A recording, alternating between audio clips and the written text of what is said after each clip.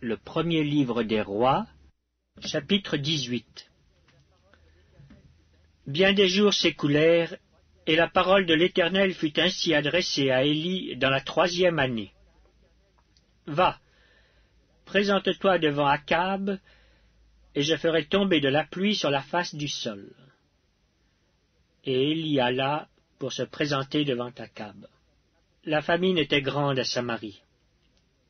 Et Akab fit appeler Abdias, chef de sa maison.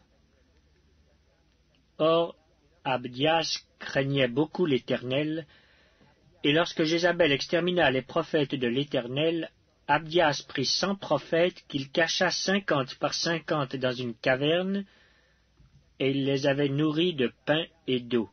Akab dit à Abdias, « Va par le pays vers toutes les sources d'eau et vers tous les torrents. Peut-être se trouvera-t-il de l'herbe, et nous conserverons la vie aux chevaux et aux mulets, et nous n'aurons pas besoin d'abattre du bétail. » Ils se partagèrent le pays pour le parcourir.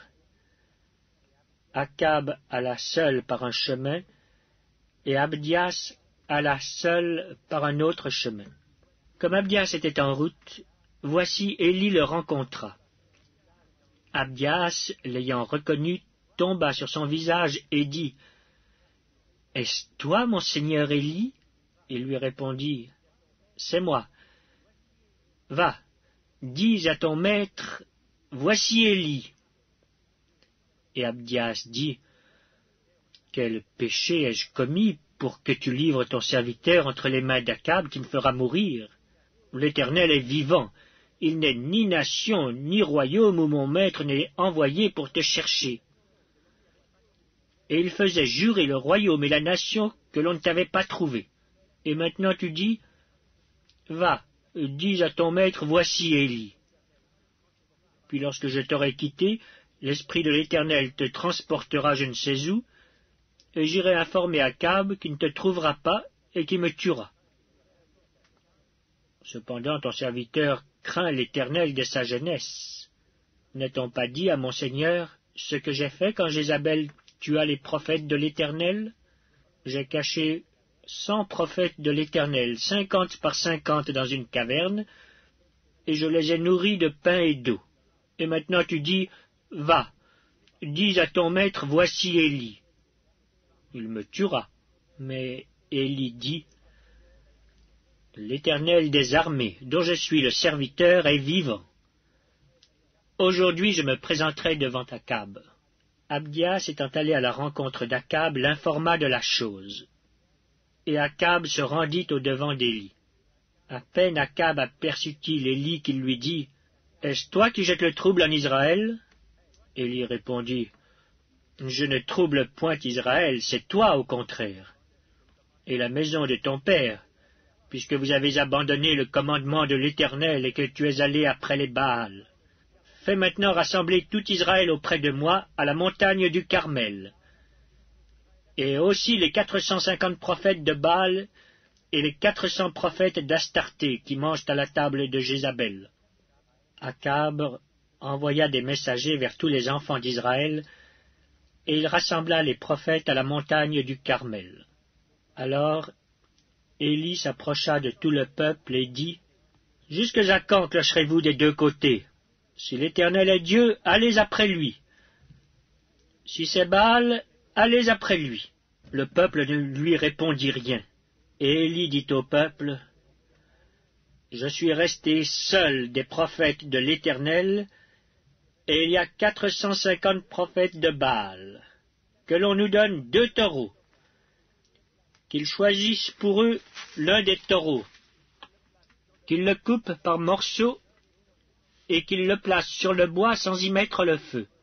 Et moi, je préparerai l'autre taureau, et je le placerai sur le bois sans y mettre le feu. Puis, invoquez le nom de votre Dieu, et moi j'invoquerai le nom de l'Éternel. Le Dieu qui répondra par le feu, c'est celui-là qui sera Dieu. » Et tout le peuple répondit en disant, « C'est bien. » Élie dit aux prophètes de Baal, « Choisissez pour vous l'un des taureaux. Préparez-le les premiers, car vous êtes les plus nombreux, et invoquez le nom de votre Dieu. mais ne mettaient pas le feu. Ils prirent le taureau qu'on leur donna et le préparèrent. Et ils invoquèrent le nom de Baal depuis le matin jusqu'à midi en disant « Baal, réponds-nous » Mais il n'y eut ni voix ni réponse. Et ils sautaient devant l'autel qu'ils avaient fait. À midi, Élie se moqua d'eux et dit « Criez à haute voix puisqu'il est Dieu. Il pense à quelque chose, ou il est occupé, ou il est en voyage. Peut-être qu'il dort, et il se réveillera. » Et ils crièrent à haute voix, et ils se firent, selon leur coutume, des incisions avec des épées et avec des lances, jusqu'à ce que le sang coulât sur eux. Lorsque midi fut passé, ils prophétisèrent jusqu'au moment de la présentation de l'offrande. Mais il n'y eut ni voix, ni réponse, ni signe d'attention. Élie dit alors à tout le peuple, « Approchez-vous de moi. » Tout le peuple s'approcha de lui. Et Élie rétablit l'autel de l'Éternel qui avait été renversé. Il prit 12 pierres, d'après le nombre des tribus des fils de Jacob, auxquels l'Éternel avait dit, « Israël sera ton nom. » Et il bâtit avec ces pierres un autel au nom de l'Éternel. Il fit autour de l'autel un fossé de la capacité de 2 mesures de semences.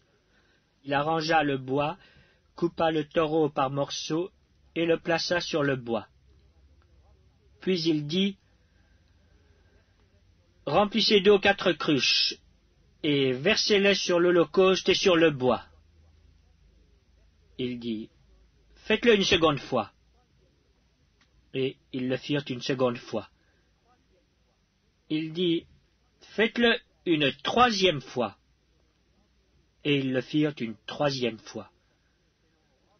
L'eau coula autour de l'autel, et l'on remplit aussi d'eau le fossé.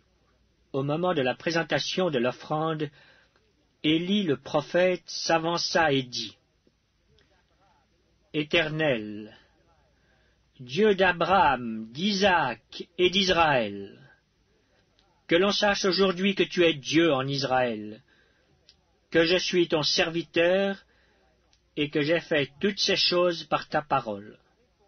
Réponds-moi, Éternel, réponds-moi, afin que ce peuple reconnaisse que c'est toi, Éternel, qui es Dieu, et que c'est toi qui ramènes leur cœur. » Et le feu de l'Éternel tomba, et il consuma l'holocauste, le bois, les pierres et la terre, et il absorba l'eau qui était dans le fossé. Quand tout le peuple vit cela, ils tombèrent sur leur visage et dirent, « C'est l'Éternel qui est Dieu, c'est l'Éternel qui est Dieu. » « Saisissez les prophètes de Baal, leur dit Élie, qu'aucun d'eux n'échappe. » Et ils les saisirent. Élie les fit descendre au torrent de Kison, où il les égorgea. Et Élie dit à Akab, « Monte, mange et bois, car il se fait un bruit qui annonce la pluie. » Akab monta pour manger et pour boire. Mais Élie monta au sommet du Carmel, et, se penchant contre terre, il mit son visage entre ses genoux et dit à son serviteur, « Monte, regarde du côté de la mer. » Le serviteur monta, il regarda et dit, « Il n'y a rien. » Élie dit 7 fois, « Retourne. » À la 7e fois, il dit, « Voici un petit nuage qui s'élève de la mer et qui est comme la paume de la main d'un homme. » Élie dit, « Monte, et dis à Akab, « Attelle et descends afin que la pluie ne t'arrête pas. » En peu d'instants, le ciel s'obscurcit par les nuages, le vent s'établit, et il y eut une forte pluie. Akab monta sur son char et partit pour Jizréel. Et la main de l'Éternel fut sur Élie, qui se ceignit les reins et courut devant Akab jusqu'à l'entrée de Jizréel.